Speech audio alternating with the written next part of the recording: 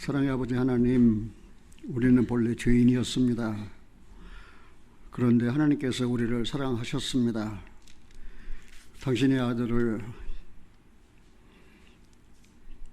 이 땅에 보내셔서 하나님과 우리 사이에 화목제물로 삼으시고, 주님께서 우리의 모든 죄를 짊어지시고 친히 십자가에 달려 피를 흘리심으로 우리 죄를 사하시고 하나님과 화목케 하신 은혜를 생각할 때 진심으로 감사드립니다.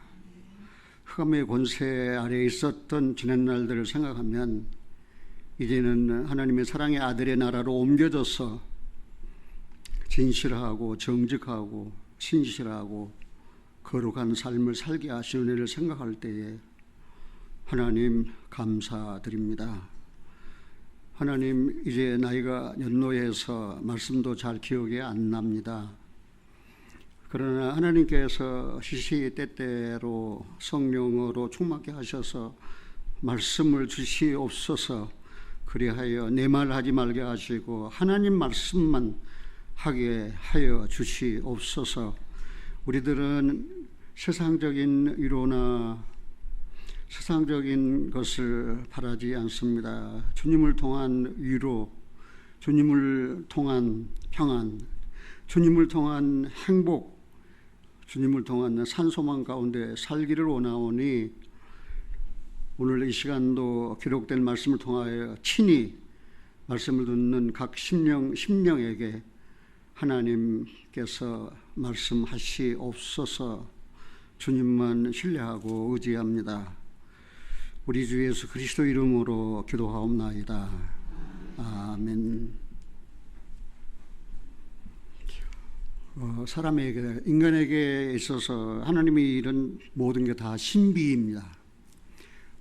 미스테리, 영어로 말하면은 그 뭐라 합니까?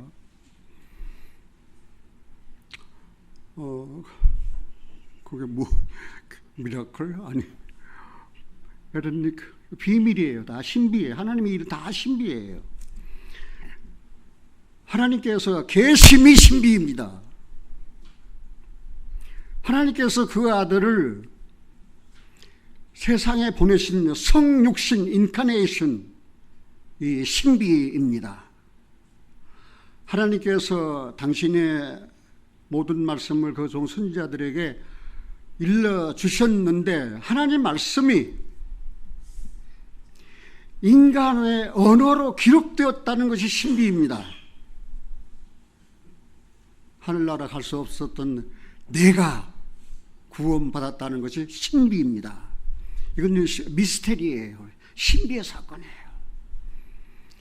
여러분들이 구원받았다는 게 신비입니까? 신비 아닙니까?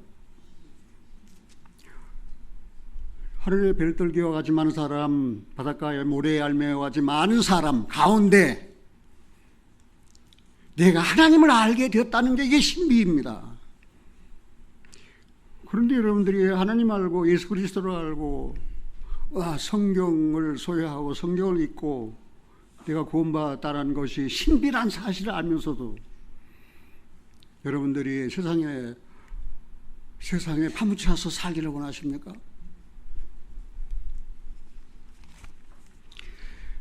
아까 우리가 불렀던 찬송 243장 가운데서 이 세상에 머물 동안, 그래요. 이 세상 머물 동안, 그러면 머물 수 없는 길이 날이 온다 그 말입니다. 이 세상 머물 동안. 나는 어떤 데는 하나님 앞에 그래요. 우리 연수가 70여 강건은 80이라도 그 연수 자랑 수고가 슬픈 뿐이라고 그러는데, 그러면 나는 기록된 대로 우리 연수가 70이고 강건은 80이라도 80 넘었잖아요. 그러면 얼른 데려가셔야 되잖아요. 하나님 왜 얼른 안 데려가셔요? 내가 이 세상에 머물러야 할 이유가 더 있나요? 너는 세상에 소망이 없거든요. 너는 욕심도 없거든요. 먹을 것과 입을 것이 있으면 만족하거든요. 이 세상에 머물 동안 주의 일을 힘쓰며, 누구의 일을 힘쓰는가? 주의 일을 힘쓰며 주의 구원함과 은총 전하고 이제는 주의 구원함과 은총을 전할 문이 거의 닫혔습니다. 지금 우리가 전도한다고 열심히 하지만 힘들어요. 구원받기 힘들어요. 구원받았다 해도 쭉정이가 되기 쉬워요. 왜요? 우리가 하나님과 함께 일하는 자로서 너희를 권하노니 하나님의 은혜를 헛되이 받지 말라. 가라사대 내가 은혜 베풀 때에 너를 듣고 구원의 날을 너를 도왔다 했으니 보라 지금은 은혜 받을 만한 지금 구원의 날이라. 그런데 은혜 받을 만한데 구원의 날이 이제 거의 다 크로스해라. 오픈되어 있던 구원의 날이 은혜를 입을 날이 이제는 거의 다 문이 닫혀진 상태예요. 왜요? 주님의 재림이 가깝거든요. 나의 생명 마치는 날, 저 본향에 올라가. 여러분 생명 마치는 날 저 본향에 올라갈 준비가 다 되어 있습니까? 구원받았습니까? 거듭났습니까? 죄사함 받았습니까? 하나님과 화목되었습니까? 예배당에 아무리 오래 다녀도 죄사함으로 말미암는 구원을 받지 아니었으면 저 하늘나라에 못 올라갑니다. 예배당에 와서 직분 다 받고 그랬다 할지라도 거듭나지 않았으면 하나님 나라에 볼 수가 없습니다. 나의 생명 마치는 날 있어요. 그것이 오늘 일는지도 몰라요. 그것이 내일 일는지도 몰라요. 그것이 1년 후에 일는지도 몰라요. 나의 생명 마치는 날이 있다는 사실이에요. 태어났으면 죽어야 되니까. 천하의 범사의 기한이 있습니다. 모든 목적이 이룰 때가 있습니다. 날 때가 있습니다. 죽을 때가 있습니다. 심을 때가 있습니다. 뽑을 때가 있습니다. 찢을 때가 있습니다. 꼬맬 때가 있습니다. 전쟁할 때가 있습니다. 평화할 때가 있습니다. 하나님께서는 모든 것을 지으시되 때를 따라서 아름답게 하셨습니다. 단 인간에게는 영원을 사모하는 마음을 주셨어요. 여러분들은 영원을 사모하고 사십니까?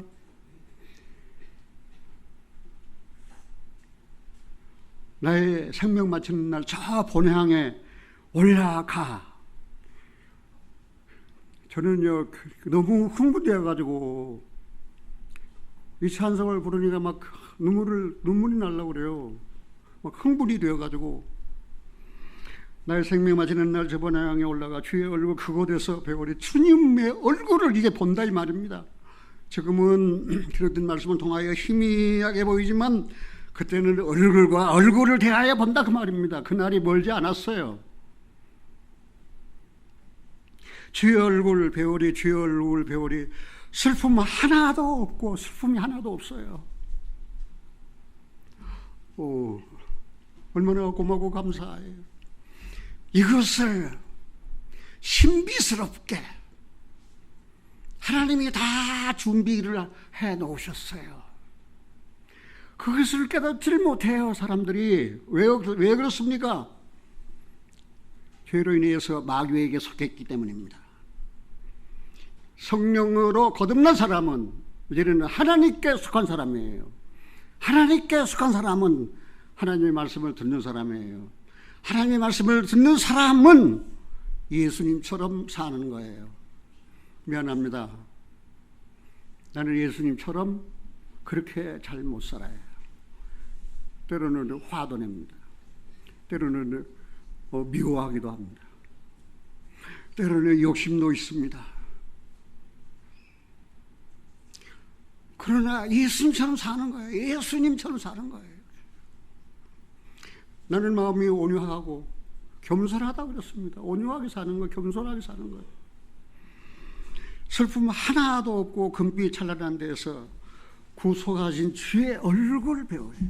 나를 구속하신 주의 얼굴을 배우는 날, 주님 당신이셨군요. 주님 당신이셨군요. 그 모질고 난 다 당하시고 인간에게 버림을 받으시고, 그리고 못 박힘을 당하시고, 채찍을 받으시고, 저주를 받으시고, 내 죄에 짊어지시고 십자가에서 피 흘려 죽으시고, 이 땅의 죄악을 하루에 제하시고 죽은 자 가운데서 부활하셔서 나로 하여금 의롭다 먹게 하시고 나의 영원한 의가 되어주신 오 예수님, 주님, 당신이셨군요 할 수 있는 그날이 많지 않았어요. 지금은 초림하신 예수를 전할 때가 아니에요. 지금 재림 예수를 전할 시기에 지금 그런 시기가 됐어요. 이게 굉장히 중요한 내용입니다.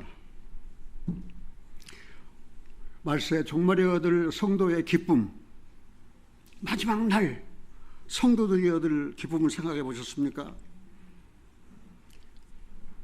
그런데 의가 가는 새하늘과 새 땅에서 열릴 천국의 잔치에 대해서 여러분들은 생각해 보셨습니까? 그 잔치를 베푸시는 분이 하나님이십니다. 연회를 베푸실 것이라 그랬어요. 하나님께서 차리신 음식은 오래 저장되었던 맑은 포도주와 기름진 음식입니다.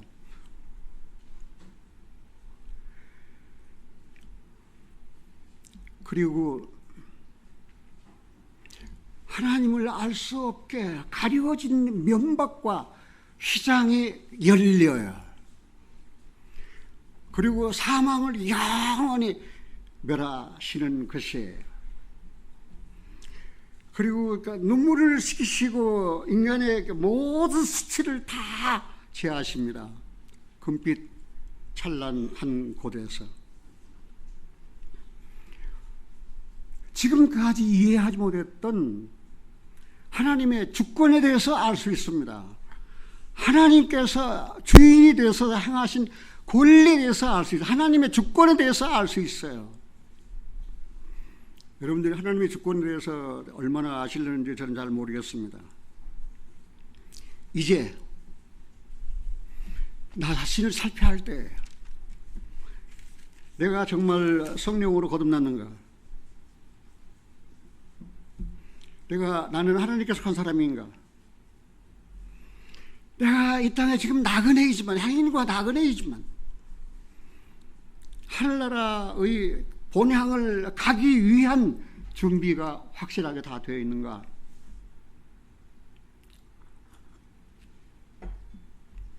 이제는 예복을 준비하고 살 때입니다. 올라오라! 그런데 예복이 없어요. 그럼 올라가지 못한다면 이거 어떻게 됩니까? 예수 몇 년 믿었습니까? 10년 믿었습니까? 20년 믿었습니까? 30년 믿었습니까? 50년 믿었습니까? 올라오라! 올라갈 수가 없어요. 예복이 준비 안 되어 있거든요. 벌거벗은 채로 어떻게 갈 수 있어요? 그래서 오늘 이 시대에 사는, 지금은 아주 종말 시대입니다. 마지막 시대입니다. 정말 우리가 하루하루 산다는 게 세상 머물 동안 주의 일을 힘쓰고 산다는 생활이 얼마나 중요한가 하는 사실을 알 수 있어요. 아까 본문으로 이사야 25장 5절에서 8절을 읽었는데, 이사야 25장은 25장으로 그냥 다 풀어지는 게 아니에요. 이사야 25장은 24장, 25장, 26장, 27장이 한꺼번에 묶여져 있어요. 그래서 이사야 25장을 제대로 하려면 이사야 24장부터서 25장, 26장, 27장을 알아야만 이 성경을 제대로 해석하고 풀 수가 있습니다. 이사야의 예언은 과학적으로 설명될 수 있는 그런 이야기가 아니에요. 그런 스토리가 아닙니다. 이거는 하나님의 계획입니다. 하나님의 계획. 그 하나님의 주권적인 하나님의 계획입니다. 그래서 내가 24장, 25장, 26장, 27장을 다 설교하려면 뭐 몇 시간을 해도 못하니까 그냥 24장, 25장, 26장, 27장 거기에 중요한 몇 구절만 찾아보고, 그리고 여러분들이 이제 읽으시면서 여러분들을 성경책에서 여러분들이 읽고 여러분들이 줄 긋고 여러분들이 메모하고 여러분들이 참고하고 성령의 도우심으로 여러분들이 해석을 해야 된다는 사실입니다. 그럼 25장 보기 전에 24장을 찾아보겠습니다. 24장은 19절에서 23절까지만 읽겠습니다. 세상에 대한 하나님의 심판입니다. 열국 세상에 대한 하나님의 심판이에요. 그러면 세상에 대한 하나님의 심판이 어떻게 이루어질 것인가? 19절 땅이 깨어집니다. 땅이 갈라지고 땅이 흔들립니다. 땅이 취한 자같이 비틀비틀하며 침망같이 흔들리며 그 위에 죄악이 중함으로 떨어지고 다시 일지 못하리라. 땅이 그 위에 죄악이 중함으로 멸망하게 돼 있어요. 땅이 깨어지고 흔들리고. 지구판 구조가 지금 어떻게 됐습니까? 저세에서 일어나고 있는 지진은 무엇을 말하고 있는 것입니까? 땅을 흔들리고 있는 상황입니다. 땅이 깨어지고 있는 상황입니다. 그 다음에 21절입니다. 그날에 여호와께서 높은 데서 높은 군대를 벌하시며 땅의 왕들을 멸하시니니, 세상에서 대통령 그들을 다 망하게 돼 있어요. 예수님에게 급히 입맞추지 아니하면은 세상의 왕들, 지금은 대통령들 다 망하게 돼 있어요. 그 다음 22절입니다. 그들이 죄수가 깊은 옥에 모임을 입고 옥에 갇히다 열흘 후에 형벌을 받을 것이라. 형벌을 받습니다. 이 땅은 죄로 인하여 망하게 되어 있습니다. 죄인으로 태어난 사람은 죄 사함으로 말미암는 구원을 받지 아니하면 망하게 되어 있습니다. 이건 내 말이 아닙니다. 29절입니다. 그때에 달이 무색하고 해가 부끄러워하리니, 달이 무색하고 해가 부끄러워요. 이제는 해와 달이 제자리에서 다 없어져요. 요한계시록 6장에 기록되어 있잖아요. 그때 달이 무색하고 해가 부끄러워하리니 이는 만군의 여호와께서 시온산과 예루살렘에서 왕이 되시고 그 장로들 앞에서 영광을 나타내실 것입니다.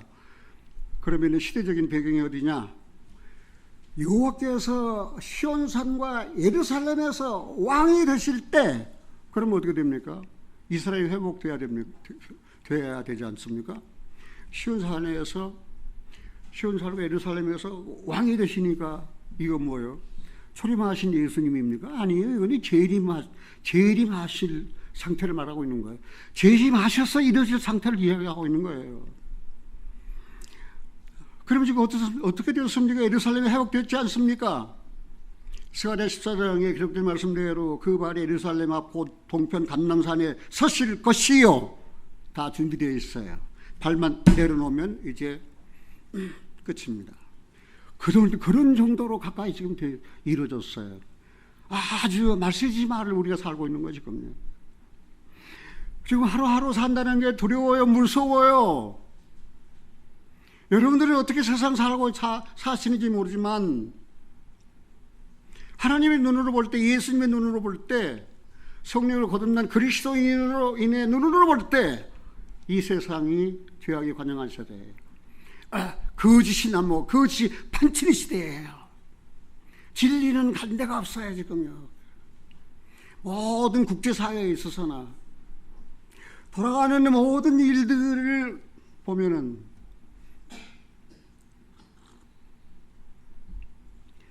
이스라엘은 초림하신 예수님 영접하는 일에 실패했습니다. 지금 기독교, 예수를 믿는다라고 하는 사람들, 재림하실 예수님에 대해서 실패할 종교인들이, 기독교인들이 굉장히 많습니다.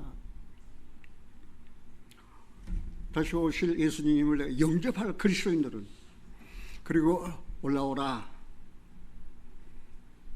계시록 4장에서도, 데살로니가전서 4장에서도 랩처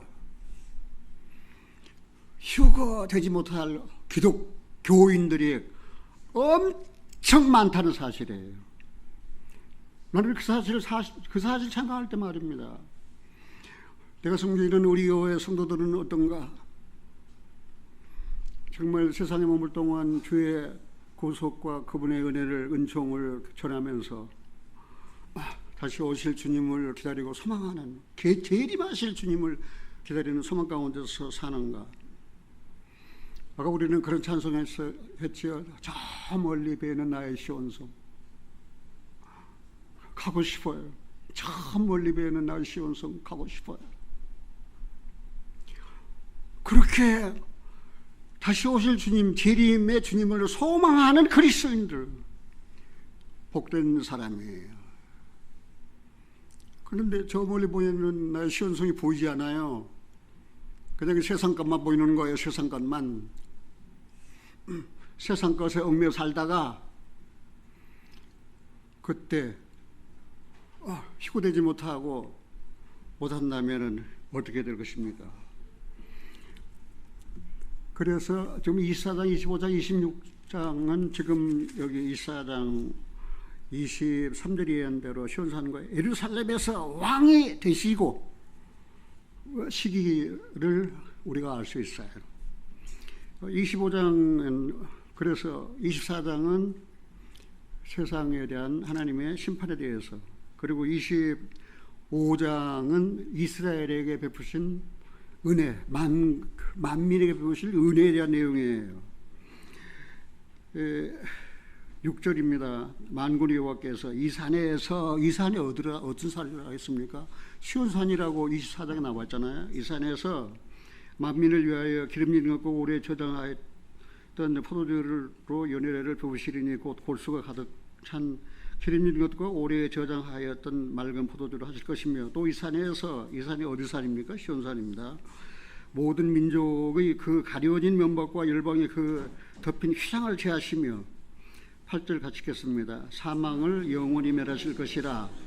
주 여호와께서 모든 얼굴에서 눈물을 씻기시며 그 백성의 수치를 온천하에서 제하시리라. 여호와께서 이같이 말씀하셨느니라.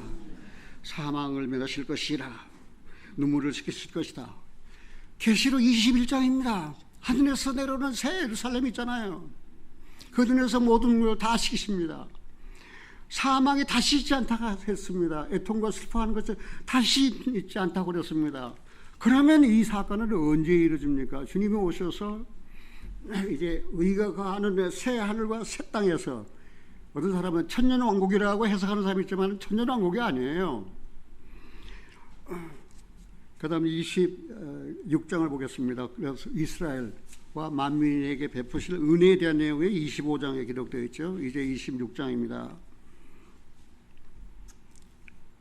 12절입니다. 여호와여, 주께서 우리를 위하여 평강을 베푸시오리니 주께서 우리 모든 일을 우리를 위하여 이루시님이니이다. 여호와 우리 하나님이시여, 주 외에 다른 주들이 우리를 관할하여 싸우나 우리가 주만 의뢰하고 주의 이름을 부르리이다. 그들은 죽었은즉 다시 살지 못하겠고 사망하였은즉 일어나지 못할 것이니 이는 주께서 벌하여 멸하사 그 모든 기억을 멸절하실 것임이라. 이건 하나님께서 은혜를 베푸신 이스라엘, 그리고 만민들, 은혜를 받은 사람, 만민 가운데서 은혜를 받은 사람 은혜를 받은 사람을 보호하신다 그 말입니다. 어떻게 보호하셔요? 여호와여, 주께서 우리를 위하여 평강으로 보호하신다 그 말입니다. 그리고 26장은 보호하심에 대한 내용입니다. 27장은 새 왕국에서 이스라엘의 회복에 대한 내용입니다. 27장 12절 보겠습니다. 11절. 너희 이스라엘 자손들아, 여기 이스라엘 자손들에게 말씀하시네요. 그날에 여호와께서 창이라는 하수에서부터 애굽 시내까지 과실을 떤 것 같이 너희를 일일이 모으시리라. 회복이에요. 지금도 흩어졌던 유대인들 모으시지만 미국에 있는 유대인들은 이스라엘로 잘 안 가려고 그래요. 왜 안 가려고 한지 아십니까? 싸우는 어마어마한 부 때문입니다. 그 어마어마한 부, 그 부를 통하여 누리는 그 호합한 호사스러운 거, 그걸 버리고 이스라엘 땅으로 왜 돌아가냐고 말입니다. 그래 유대인들이 안 돌아가려고 그러는 거예요. 미국에 있는 유대인들이 600만이나 되는 유대인들이 말입니다. 그러나 그날에는 뭐예요? 흩어져 있는 이스라엘을 일일이 다 모으신다고 그랬어요. 그들이 큰 나팔을 울려부리니 아수르 땅에서 파멸케 된 자와 애굽 땅으로 쫓겨난 자가 돌아와서 예루살렘 성산에서 여호와께 경배하리라. 그래 이스라엘이 흩어졌던 이스라엘 하나님께서 회복시킵니다. 그들이 돌아와서 성산에서 시온산은 예루살렘으로 번역하기도 해요. 시온산은 예루살렘으로 지칭하기도 합니다. 이 산에서 시온산에서 예루살렘에서 하나님을 경배하라, 하나님을 섬기리라. 그게 하나님의 계획이에요. 하나님의 주권적인 계획이에요. 그러면 우리가 그 내용을 간단하게 잠깐 설명드리자면 24장 세상 열방에 대한 심판이 있습니다. 아주 전무후무한 무지무지한 심판입니다. 그 다음에 25장 뭡니까? 은혜를 베푸십니다. 그리고 26장 그들을 보호하십니다. 27장 일일이 다 흩어진 자들을 다 모아가지고 예루살렘에서 하나님을 경배하리라, 하나님을 경배하기로 했는데 이스라엘을 애굽에서 구원하실 목적이 무엇입니까? 이 산에서 하나님을 경배하기 위해서예요. 하나님을 섬기게 하기 위해서예요. 하나님이 우리를 구원하신 것이 무엇입니까? 구원하신 목적이 무엇입니까? 하나님을 경배하게 하기 위해서예요. 하나님을 섬기게 하기 위해서예요. 하나님께서 우리가 잘 아는 대로 사람을 창조했습니다. 사람을 창조하신 목적이 무엇입니까? 하나님의 영광을 찬양하기 위해서예요. 그러나 그 일을 못했잖아요. 첫사람 아담이 죄를 지어가지고. 그런데 구원받은 우리들, 거듭난 우리는 뭡니까? 그 은혜의 영광을 뭐 하는 거예요? 찬양하잖아요. 나 같은 죄인이 용서함 받아서 주 앞에 옳다함을 우리가 얻었다 그 말입니다. 찬양하잖아요. 감사해서. 그 은혜를 우리가 어떻게 잊을 수가 있습니까? 사랑하신 여러분, 우리 한번 생각해 봅시다. 바뀔 것 같지 않았던 어두움이 밝은 광명으로 바뀝니다. 어둠이 광명으로 바뀌어요. 개인적으로 한번 생각해 봅시다. 개인적으로 구원받기 전에 우리 마음은 밝았습니까? 어두웠습니까? 개인적으로 생각해 봐도 우리 마음은 어두웠어요. 인류의 역사를 생각해 봐도 소망이 없었어요. 왜요? 아담이 범죄한 이후에 죄가 세상에 들어왔거든요. 죄가 지배하고 있거든요. 죄가 있는 곳에는 파괴가 있습니다. 죄가 있는 곳에는 파멸이 있습니다. 죄가 있는 곳에는 사망이 있습니다. 죄가 있는 곳에는 저주가 있습니다. 죄가 있는 곳은 평안이 없습니다. 행복이 없습니다. 그래서 우리 개인적으로 봐도 내 안에 내 마음에 죄가 있으니까 평안이 없어요. 살아도 사는 것 같지 않아요. 그런데다가 하나님은 또 엄하게 명령하시잖아요. 한번 죽는 것을 사람이 정하시는 것이 그 후에는 뭐가 있다고 그랬습니까? 심판이 있다고 그랬잖아요. 그래서 성령이 오시면 해결할 문제가 세 가지인데 무엇입니까? 죄에 대하여, 의에 대하여, 심판에 대하여입니다. 죄에 대하여라 하면 너 살인을 했지, 간음했지, 도둑질했지, 거짓말했지, 시기했지, 그런 걸 따지지 않아요. 그런 죄는 다 예수님 등 뒤로 다 던져버리셨어요. 믿음입니다. 믿음.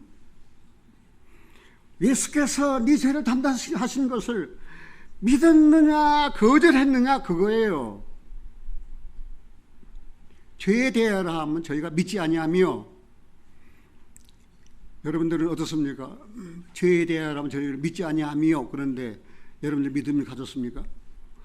그냥 내가 예수 믿는다, 내가 그런 믿음 가지고는 안 돼요. 계시된 믿음이어야 돼요. 계시된 믿음이 돼야 돼요. 그 믿음이 예수 안에 있었어요. 근데 성령으로 말미암아 그 믿음이 내게 계시됐어요. 그리스도께서 십자가에 죽으심으로 내 죄가 사해졌다는 사실을 성령이 오셔서 계시해 주셔서 깨닫게 해 주셨어요. 죄에 대하여, 의에 대하여 우리가 무슨 율법 행위로 의롭다함을 얻을 수 있습니까? 아니에요. 예수님께서 우리가 부활하셨어요. 왜? 우리 죄에 대해 죽으시고 부활하셨어요. 그게 부활하신 주님이 우리의 의예요. 심판에 대하여 이 세상 임금이 쫓겨났어요. 이 세상 임금이 누굽니까? 마귀입니다. 그런데 그렇게 성령이 오시면 죄에 대하여, 의에 대하여, 심판에 대하여 그 일을 우리 안에 하시는데 아직도 심판에 대하여 마귀가 쫓겨나지 아니하고 아직도 마귀가 내 안에 또 알을 틀고 기회만 타면은 죄를 짓게 하는 거예요. 네가 예수 믿어서 구원받았다고 에이그 거짓말 하지 마라.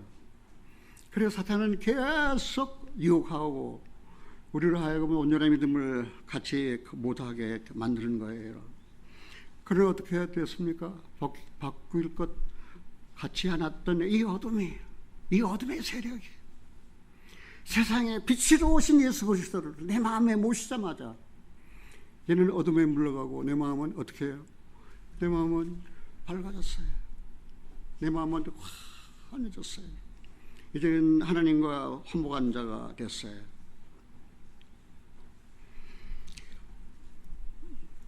무지가 하나님의 영광을 가로막고 있어요. 이 세상 신이 믿지 아니한 자들의 마음을 혼미케 하여 하나님의 영광에 이르는 구원의 복음을 깨닫지 못하게 가로막고 있다는 사실입니다. 우리가 본문을 한번 돌아보겠습니다. 마른 땅에 폭양을 체험같이 땅이 말랐어요. 햇빛이 쨍쨍 내려줘요. 그러면 그 땅에 사는 생물들이 제대로 살겠어 못 살겠어요? 못 살잖아요. 마른 땅에 폭양을 체험같이 주께서 외인의 헌화를 떠드는 소리를 하나님이 어디 있어? 그치게 하시며 폭양으로 구름을 가리움같이 포악한 자의 노래를 낮추시리이다. 사랑하신 여러분들이 주님으로 말미암은 찬미가 아니면 그거는 찬미가 아니에요. 그거는 탄식이에요. 탄식.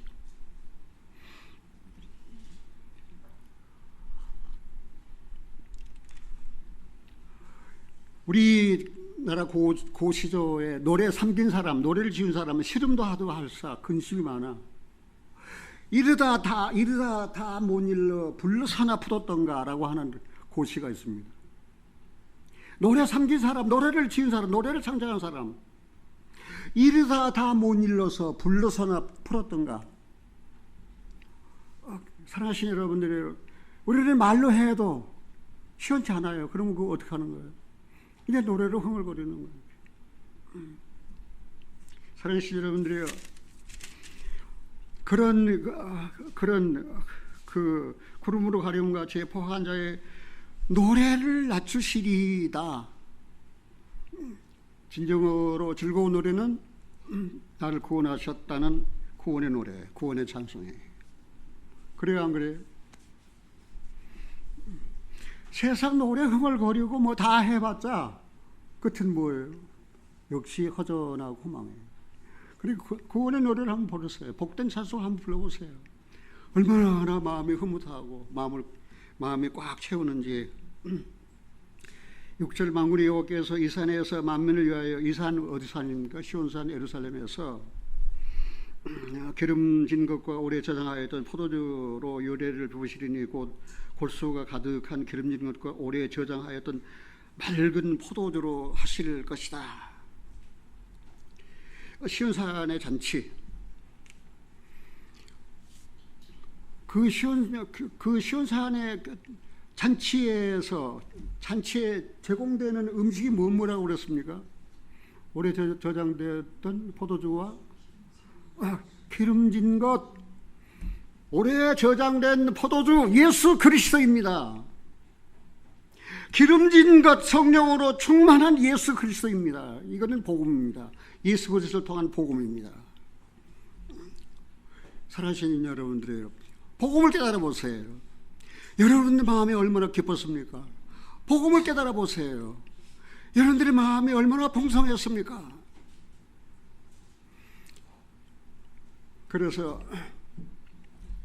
그 시온산, 그 예루살렘에서 예수 그리스도를 아는 지식이 아주 충만합니다. 오, 예수 그리스도, 오래 저장되었던 묵은 포도주, 맑은 포도주, 기름진 것, 살찌고 기름진 것, 그것이 하나님이 베푸실 잔치의 음식 재료라는 사실입니다. 예수 그리스도라는 사실입니다.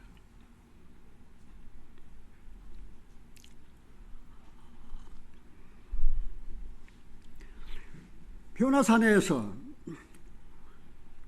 모세도 나타나고 엘리야도 나타났지만, 모세도 없어지고 엘리야도 없어지지만 누구만 남았습니까? 예수만 보이더라. 베드로 눈에는 예수만 보였어요. 예수만 남았어요. 그게 굉장히 중요해요. 살아계신 여러분들이 세상에서 유명한 목사들을 찾아가십니까? 그래요. 여러분들에게 더 해준 것이 있을는지 몰라요. 그러나 베드로에게는 엘리야를 위하여, 모세를 위하여 집을 짓겠다고 했지만, 그러나 엘리야도 사라지고 모세도 사라졌어요. 우리에게 유명한 사람들은 다 사라져야 돼요. 여러분 마음에 이창범 목사가 남아있다면 이거 잘못되는 거예요. 예수만 보여야지. 예수만 남아있어야지. 내가 예수만 전했지 이창범이를 전했습니까? 이창범이를 신뢰하라고 그랬습니까? 이창범이 좋아하라고 그랬습니까? 예수 좋아하라고 그랬지. 예수님만 신뢰하라고 그랬지. 예수님만 여러분 마음에 남아야 되잖아요. 그 그리스도 안에는 모든 것이 다 있잖아요. 그리스도 안에는 구원이 있잖아요. 그리스도 안에는 믿음이 있잖아요. 그리스도 안에는 의의가 있잖아요. 그리스도 안에는 거룩이 있잖아요. 그리스도 안에는 사랑이 있잖아요. 그리스도 안에는 온유가 있잖아요. 무엇가 더 부족해가지고 예수 외에 다른 것을 바라보려고 하십니까? 다른 것을 찾으려고 하십니까? 우리 딸 어디에서 뭐 인터넷 방송 들어가지고 아빠 뭐 좋다고 그냥 계속 메시지 보내요. 다 커트해. 나는 듣지 않아요. 왜 안 듣냐 하십니까? 내가 잘나서 안 듣는 거 아니에요. 내가 건방져서 듣는 거 아니에요. 내게는 오직 예수 그리스도 뿐이에요. 내가 50년 신앙생활을 하는 가운데 내게 남은 것이 있다면 오직 예수 그리스도예요. 그분이 나의 구원이에요. 그분이 나의 의예요. 그분이 나의 거룩이에요. 그분이 나의 부여예요. 뭘 더 바라요? 예수 말고 뭘 더 바랍니까? 오늘 이 말씀 듣는 여러분들이 여러분 마음에 예수님만 남아있기를 바랍니다. 예수 이외에 다른 신을 모시면은 그건 우상이에요. 인간 우상이에요. 저는 집이 가난해가지고 대학교를 제대로 못 나왔어요. 내가 대학교를 나와가지고 교수가 되기를 원했었는데 집이 가난해서 대학교 2년 다니다가 중퇴를 했어요. 그러나 감사하게도 예수를 아는 이 은혜를 하나님이 내게 허락하셨어요. 우리가 이 사실을 생각하면은 오직 예수 그리스도와 저를 아는 지혜에서 자라가라. 베드로후서 3장 18절에 오직 예수 그리스도와 저를 아는 지혜에서 자라가라 그 말입니다. 예수를 아는 데서 자라가라 그 말입니다. 아까 이야기했잖아요. 하나님이 모세를 통해서 말씀하시고 선지자를 통해서 말씀하신 그 말씀이 인간의 언어로 책으로 기록되어서 내가 이 기록된 책을 통해서 하나님을 알 수 있다는 게 이게 신비예요. 신비. 이건 정말 기가 막힐 신비예요. 성경이 아무렇게나 풀어지는 책이 아니에요. 너희는 여호와 책을 서서히 읽어보라. 이것이 하나도 빠진 것이 없고 하나도 빠진 것이 없으리니 이는 여호와 입이 이를 명하셨고 그의 신이 이것을 불러 모았다 그랬어요. 성령으로 불러 모은 하나님의 말씀이 인간의 언어로 기록되어서 내 곁에 있잖아요. 그런데 어떻게 내 지식으로 풀어요? 성령의 도우심이 없으면 성경을 잘못 왜곡할 수 있다는 사실을 우리가 알 수 있어요.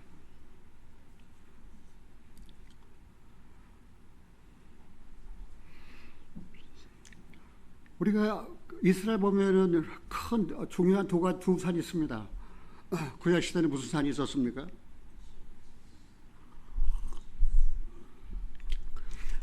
구약 시대에는 무슨 산이 있었습니까? 율법을 받은 시인의 산이 있잖아요. 그래서 시인의 산 율법, 그리고 율법 행위로 의로도함을 얻을 수가 없어요. 그래서 신약 시대에 하나님께서 선택하신 산은 무슨 산입니까? 갈보리 산입니다. 갈보리 산입니다. 골고다 언덕과 갈보리 산은 같은 장소에 있습니다. 그 갈보리 산, 그거는 예수 그리스도 십자가 형이 집행된 장소입니다. 사신 여러분들이요, 구약시대의 그 시내산, 율법 시내산과 신약시대의 갈보리 산,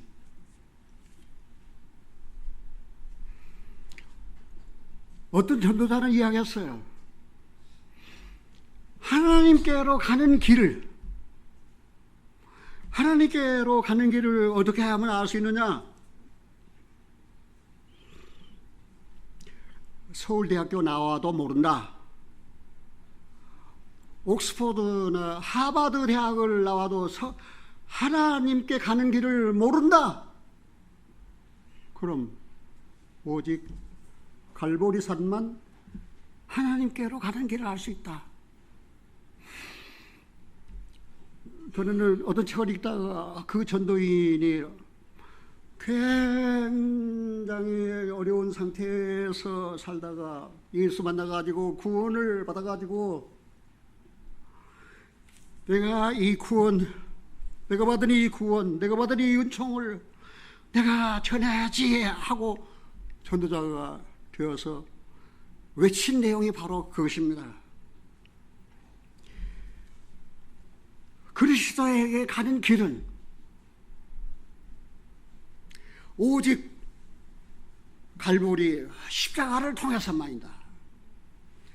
하버드 대학교를 나와서 가는 것이 아니다. 하버드 대학교 나와도 하늘 가는 길 몰라요. 그리스도에 가는 길 몰라요. 어디서? 갈보리. 그 십자가.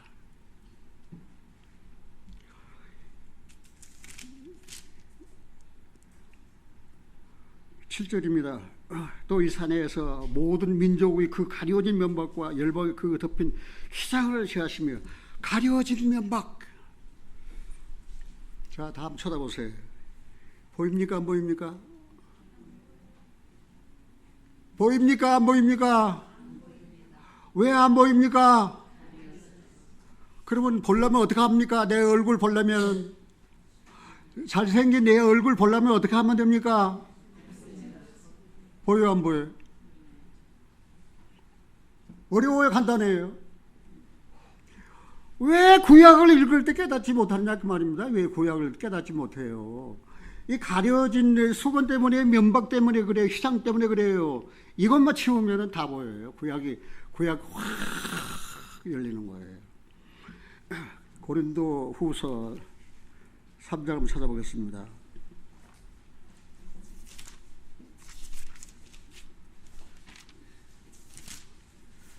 고린도후서 3장입니다.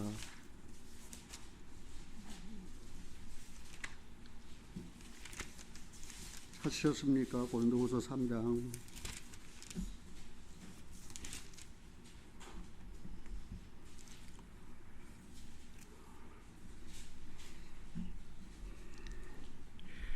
(13절입니다) 우리는 고린도 교회에 대해 말합니다. 우리는 모세가 이스라엘 자손들로 장차 없어질 것을 결국을 중복지 못하게 하려고 수건을 그 얼굴에 쓴 것 같이 아니하노라. 그러나 저희 마음이 완고하여 오늘까지라도 구약을 읽을 때 그 수건이 오히려 벗어지지 아니하고 있으니 그 수건은 그리스도 안에서 없어질 것이라. 수건은 어디서 없어져요? 그리스도 안에서 없어져요. 그 다음 16절 그러나 언제든지 주께로 돌아가면 그 수건이 벗어지리라. 주는 영의 신이 주에게 오신 것에 자유함이 있느니라. 우리가 수건을 벗은 얼굴로 거울을 보는 것 같이 주의 영광을 보며 저와 같은 형상으로 하여 영광으로 영광이 이르니 곧 주의 영으로 말미암음이니라. 그러나 언제든지 주께로 돌아가면 그 수건이 벗어지리라. 우리가 하나만 해석해 봅시다. 아담이 범죄하고 난 다음에 창세기 3장 15절에 무엇을 약속하셨습니까? 여인의 후손. 여인의 후손이 누구야? 여인의 후손이. 사람들은 수건이 가리워져 가지고 여인의 후손이 누군지 몰라요. 그런데 그리스도에게 온 사람은 수건이 벗어졌어요? 안 벗어졌어요? 그러니까 여인의 후손이 누굽니까? 예수 그리스도잖아요. 장대 위에 높이 든 노뱀.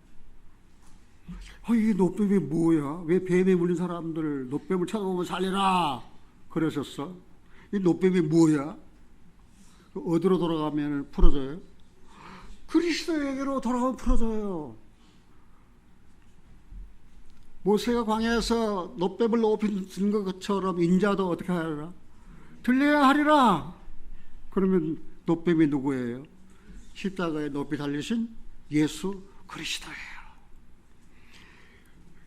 쉬운 예를 들어서만 이야기했는데 구약에 딱딱하고 풀어지지 않는 것은 어디로 돌아가면 그리스도 예수께로 가면 다 풀어져요. 그리스도 예수께로 가면 다 풀어져요. 구약에 반석을 쳐서 나는 샘물을 누구예요? 예수 그리스도예요. 그래서 여기 안 보겠습니다.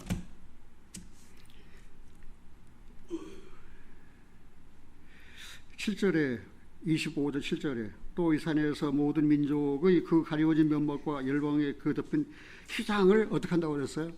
제하시며. 누구를 통해서? 예수 그리스도를 통해서. 그래서 구약은 오직 한 분 오실 메시아이신 예수 그리스도에 대해서, 신약은 오신 메시아의 성취에 대해서. 그래서 신구약에 딱 맞고 성경의 총 제목은 누구예요? 예수 그리스도. 구약을 읽을 때 안 풀어지면 어디로 가라고 그랬어요? 유명한 목사 찾아가야 되잖아요. 그거 아니죠. 누구한테 가면 돼요? 그리스도에 가면 돼요. 그리스도는 영이시니 영이 있는 곳에 뭐가 있어요? 자유함이 있어요. 그래서 다 풀어져 가지고 그리스도께서 성령으로 내 안에 계세요. 내 안에 뭐가 있어요? 자유함이 있어요. 저는. 그 다음 사망을 영원히 어떻게 한다고 그랬어요? 사망을 영원히 멸할 것이다. 사망이 무엇입니까? 사망의 유래에 대해서 한번 생각해 봅시다. 사망은 누구로 말미암은 것입니까? 로마서 5장 한번 찾아보겠습니다. 로마서 5장 12절입니다. 이러므로 한 사람으로 말미암아 죄가 세상에 들어오고 죄로 말미암아 사망이 왔나니 이와 같이 모든 사람이 죄를 지었으므로 사망이 모든 사람에게 이르렀느니라. 한 사람으로 말미암아 죄가 세상에 들어오고, 죄만 들어온 게 아니에요. 뭣도 함께 따라와 들어온 거예요. 사망도 함께 따라와 들어온 거예요. 죄가 들어오면 사망도 따라온다. 내가 죄를 지었다 그러면 모두 따라오는 거예요. 사망도 따라 들어온다 그 말입니다. 그리스도인들이 왜 생명적인 삶을 살지 못하는 것이 무엇입니까? 죄 때문입니다. 그럼 그리스도인이 죄를 안 지을 수 있습니까? 죄를 안 지을 수 없습니다. 죄를 짓습니다. 그러면 어떻게 됩니까? 죄를 지으면 죄만 들어오는 것이 아니고 사망도 따라오는데, 그래서 그 해결책을 사도 요한은 요한일서 1장 8절 9절에서 이야기했어요.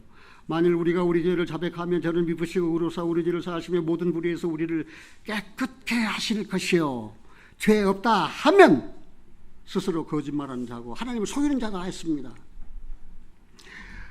하나님 앞에 우리의 죄언자가 있으니 예수 그리스도라. 저는 우리 죄만 위할 뿐만 아니고 온 세상 죄를 위하심이라 화목 제물이 되어 주셨어요. 그리스도께서. 그래서 하나님과 우리는 화목되었다는 사실입니다. 여기 13절을 한번 더 보겠습니다. 로마서 5장 13절. 죄가 율법이 있기 전에도 세상에 있었으나, 죄가 율법이 있기 전에도 세상에 있었어요. 율법이 들어와서 죄가 들어온 게 아니에요. 율법이 있기 전에도 죄가 있었어요. 율법이 있기 전에도 모세 하나님께서 아담에게 율법 주셨습니까? 하나님이 아담에게 율법 안 주셨어요. 그래도 죄를 졌어요. 그래서 사망이 따라온 거예요. 죄가 율법이 있기 전에도 있었어요. 지금 율법을 다 지키고 행함으로 구원받는다. 거짓말쟁이. 율법이 있기 전에도 죄가 있었는데, 그러면 그 죄를 어떻게 할 거예요? 율법의 행함으로 구원받는다면. 죄가 율법이 있기 전에도 세상에 있었으나 율법이 없을 때는 죄로 여기지 아니하느니라. 율법이 없을 때는 죄로 여기지 않아요.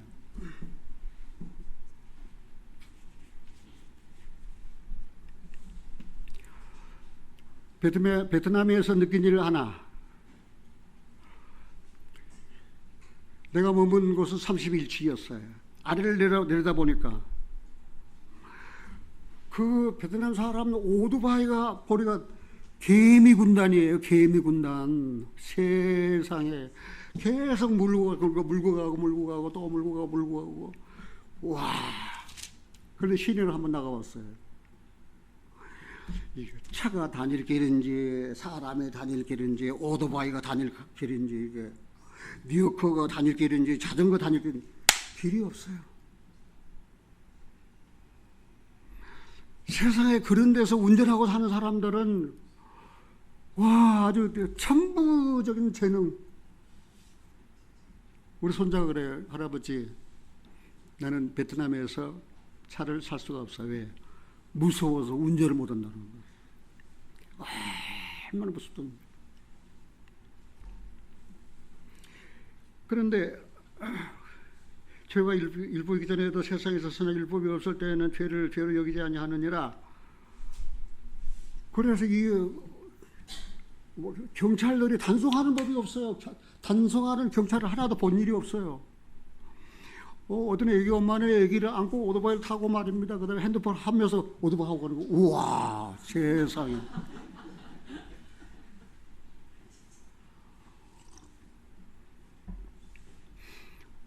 그러고 보니까 활기는 있더라고요. 살려고. 개미들이 막 조그맣게 물어내가지고 막 살려고. 근데 에집트에 갔을 때는 사람들이 활기가 없어요. 가로수가 있는데 그 가로수 그늘 아래 다 앉아가지고 세워라, 내어라, 날 잡아 먹어라. 활기가 없어요. 근데 베트남은 다르더라고요. 그러니까 율법이 없을 때는 죄로 여기지 않아요. 교통법규가 왜 생겼습니까? 범칙하면 그거를 쳐버려요. 그러려고 법규가 생긴 거예요. 법이 생긴 거예요. 죄로 심히 죄되게 만드는 거예요.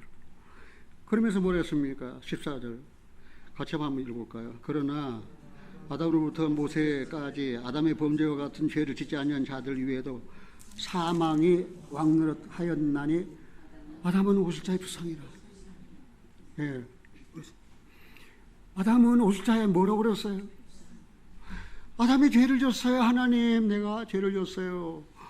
오셔야 되겠습니다. 오셔야 되겠습니다. 나를 이 죄에서 구원할 구세주가 오셔야 되겠습니다. 첫사람 아담은 산영이 되었다 함과 같이 마지막 아담은 살려주는 영이 되었느니라. 예수님은 우리를 살려주러 오셨어요. 그래서 우리를 살려주셨어요. 그래서 우리가 살아난 거 아닙니까? 여기 보니까 사망을 영원히 멸하실 것이라. 그런데 이 죽음에는 두 가지 죽음이 있어요. 하나는 일반적인 죽음과 영적인 죽음이 있어요. 일반적인 죽음은 모든 보통 사람들이 당하는 죽음인데, 그 육체적인 죽음은 그 육체에서 영이 분리되는 거예요. 영이 떠나가는 거예요. 그게 죽음이에요. 일반적인 죽음이에요. 그런데 영적인 죽음은 무엇을 영적인 죽음이라 하는가?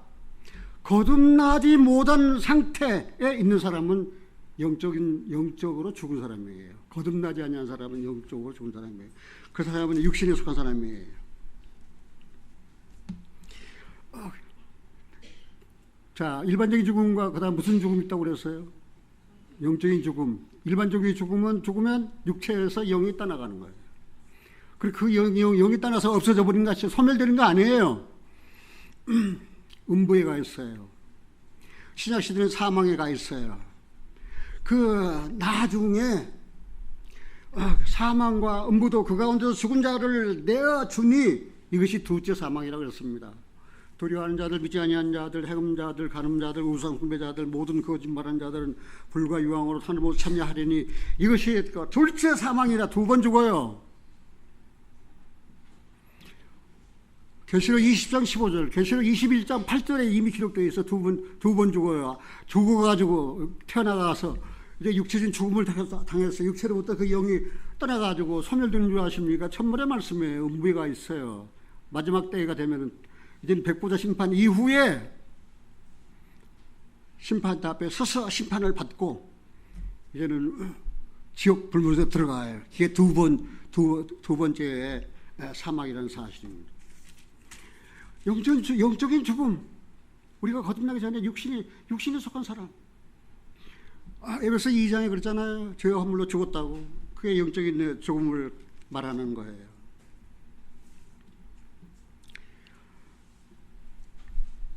이제는 우리가 한번 이 죽음에 대한 문제를 해결하려면은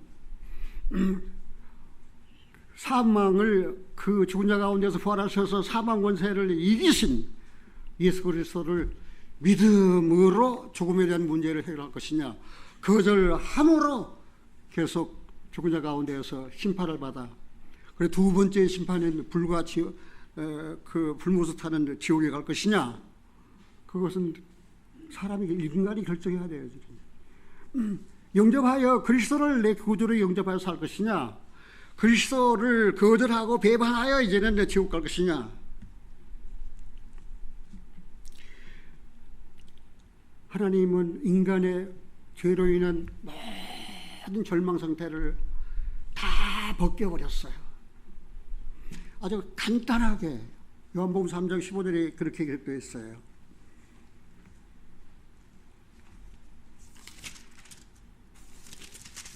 요한복음 3장 15절입니다. 같이 읽겠습니다. 이는 좀 큰 소리로 한번 봅시다. 요한복음 3장 15절. 이는 저를 믿는 자마다 영생을 얻게 하려 하심이니라. 저를 믿는 자마다 영생을 얻게 하려 하심이니라. 이제 사망 권세 잡은 자 마귀를 심판해 버렸어요.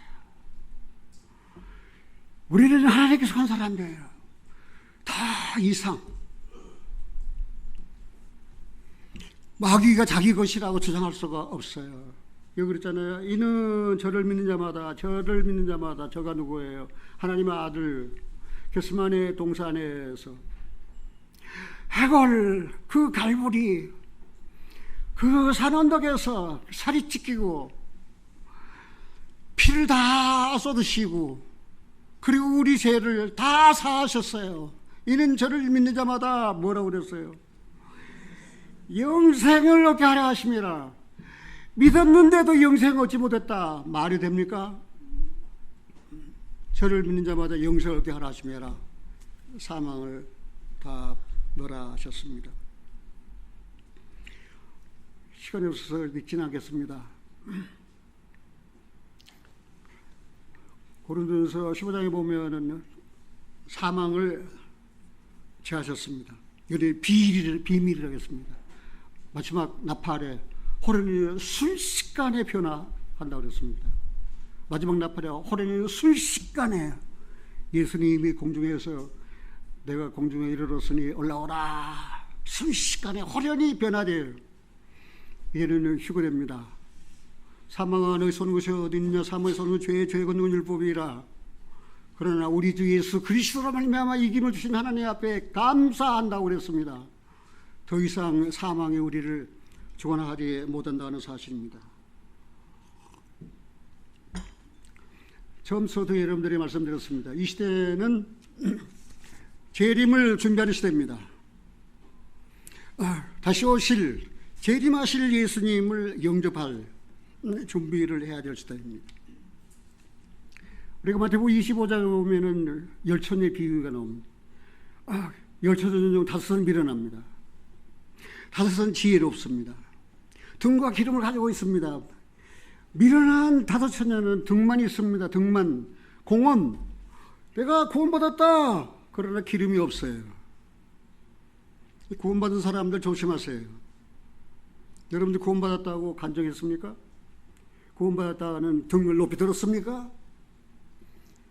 날마다 기름을 채웠습니까? 그 등에 기름을 채웠습니까? 그리고 주님 오실 때 밝혀질 등불이 환합니까?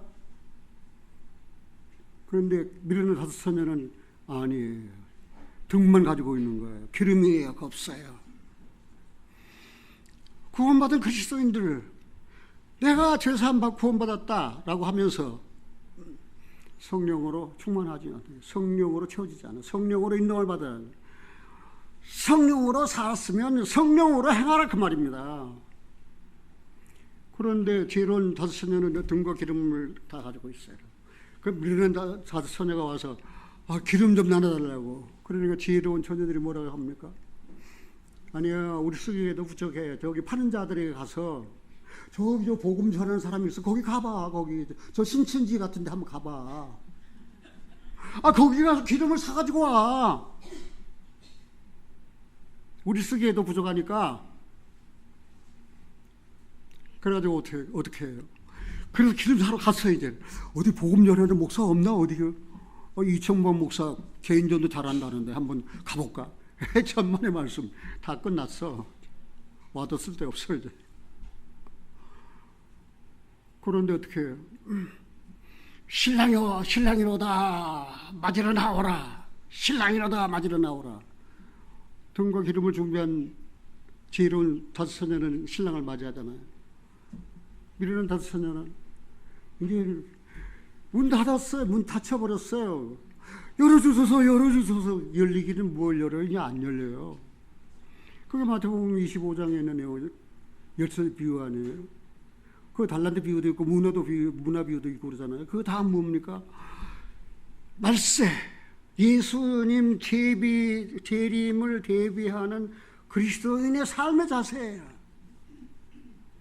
여러분들은 예수 그리스도 재림을 대비하는 그리스도인으로서 여러분들의 삶의 자세는 어떻습니까?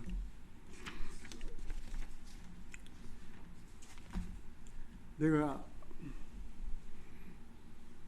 국민학교, 지금은 초등학교지만 내 다닐 때는 국민학교예요.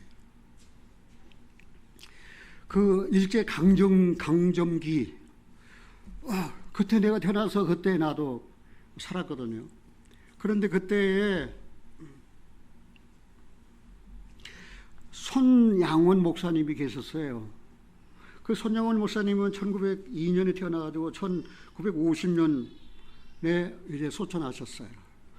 그분이 지은 책 가운데서 사랑의 원자탄이라는 책이 있어요. 그분의 아버지가 장로님이에요. 아주 열심히 믿었던 그런 장로님이에요. 그런데 일제시대에 그 신사참배 안 했다고 감옥에 갇혀서 돌아가셨어요. 근데 이 손양원 목사는 동양선교, 지금 성결교단이 동양선교가 성결교단의 전신이에요. 그 동양선교에는 구원의 복음이 있었어요. 우리같이 꼭 이런 구원의 복음이 있었어요. 그래서 이 손양원 목사님은 주기철 목사님과 친교를 맺고, 그리고 이제 목사가 돼서 복음을 열심히 전했는데 1948년 여순 반란 사건 때 두 아들이 공산주의자에 의해서 처벌됐어요. 그런데 살해됐어요. 그때 그 살해한 손양원 목사의 두 아들을 살해한 안재선이라는 사람이 계엄군에 의해서 잡혔어요. 그럼 손양원 목사가 뭐라 할 거예요? 내 이놈 우리 아들 죽였으니까 너도 죽어볼래? 그런 게 아니고 두 아들을 자기의 양아들로 삼았어요. 그리고 우리가 그리스도의 은혜 안에 살았어요. 한센병 그 문둥이 고름을 자기 입으로 다 빨았어요. 그렇게 사랑을 실천하고 살았던 그분이 말입니다. 얼마나 주님을 고대하고 사모했는지 몰라요. 제가 지금은 초등학교지만 그때는 국민학교예요. 국민학교 주일학교 다닐 때 내가 손양원 목사가 지은 주님 고대가라고 하는 그 노래를 불렀어요.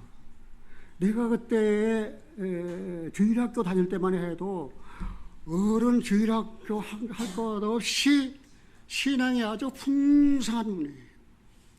사랑하신 여러분들이, 우리가 이만한 신앙을 가진 것도 저 이북 평양에서부터 내려오는 거예요. 평양 신학이 한국에서 최고예요. 내가 구원 받고 난 다음에 청계천 가가지고 그때 옛날 사람들은 어떻게 신앙생활을 했나 하고 이제 그 기록을 다 찾아보는데 이만큼 묶여지는 활천이라는 잡지가 있었어요. 활천이라는 책이 있었어요. 활천. 그걸 딱 보니까 와, 어쩌면 우리가 전하는 구원의 복음과 똑같아요. 죄에 대해서, 의에 대해서, 심판에 대해서 계속 경고를 하고 마음을 열려 회개하면 복음을 전해서 예수 그리스도를 영접하게 만납니다. 내가 그 활천이라는 잡지를 만나보고 세상에 나만 구원 얻은 줄 알았는데 나의 오래 이전 시대에도 이렇게 구원받은 사람이 있었구나. 그리고 참 감사했어요. 그리고 지금 주일학교 공가 아주 엉터리해요. 한국에. 내가 주일학교 때 배운 주일학교 공과는 통일 계단 공과예요. 창세기부터 시작해서 계시록까지 계단별로 쫙 해가지고 일목요연하게. 그때 신앙이 최고예요. 지금은 아주 거짓것이 난무하는 말입니다. 허위, 진실이 없어요. 그래서 그때부터서 나는 손양원 목사가 지은 주님 고대가를 정말 많이 부르고 또 내 마음에 새기면서 살았어요. 내가 잘못 부르지만 여러분들이 한번 불러주고 내가 내려갈게요. 낮에나 밤에나 눈물 머금고 내 주님 오시기만 고대합니다. 가실 때 다시 오마 하신 예수님, 오 주여 언제나 오시렵니까?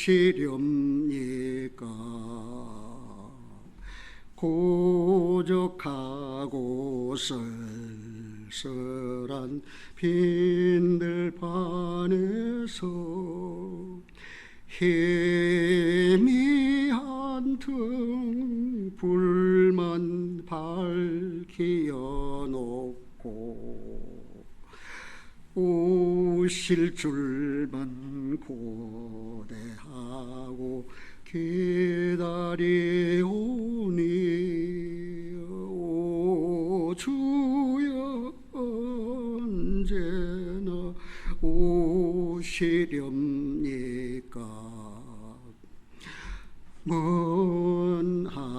하늘 이상한 구름만 떠도 행여란에 주님 오시는가 해 머리 들고 멀리 바라보는 마음 오 주여 언제나 오시렵니까 내 주님 자비한 손을 붙잡고 면류관 벗어 들고 찬송 부르면 주님 계신 그곳에 가고 싶어요 오 주여 언제나 오시렵니까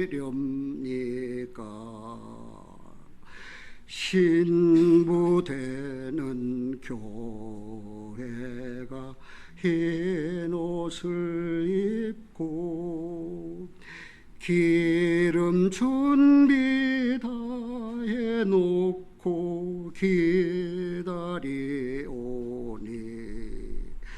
도적같이 오심하고 하신 예수님 오 주여 언제나 오시렵니까 천년을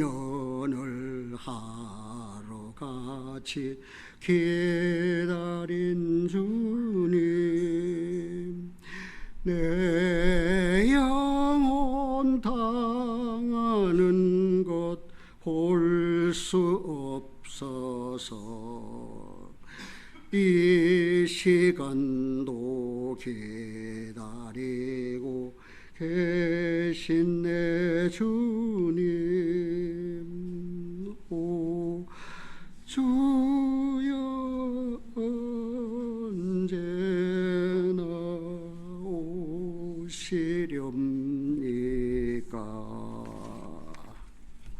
사랑의 아버지 하나님 베풀어 주는 생각을 진심으로 감사드립니다. 이 세상 살 동안 주의 일을 힘쓰다가 주님 오신 날 기쁘게 맞이할 수 있는 은혜를 주시니 감사드립니다. 사랑의 주님 오 마라나다 아멘 주여 오시옵소서 주님을 사모하고 고대하고 기다립니다. 오 주님 오시옵소서 하나님 이 시간 우리들의 마음을 한때 묶어 권해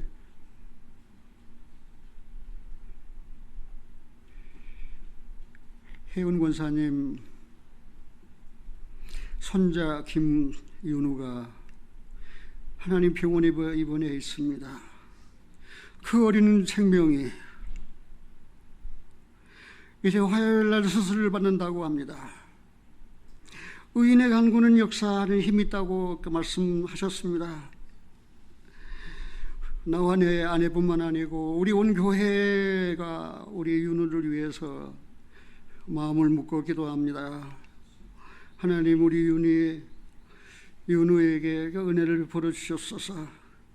좋은 수술 결과를 받아서 아이가 자라며 강하여지고 지혜가 충만하며 하나님의 은혜가 항상 함께하는 우리 김윤우 착한 어린이 귀한 생명 하나님 살려주시옵기를 간절히 원합니다.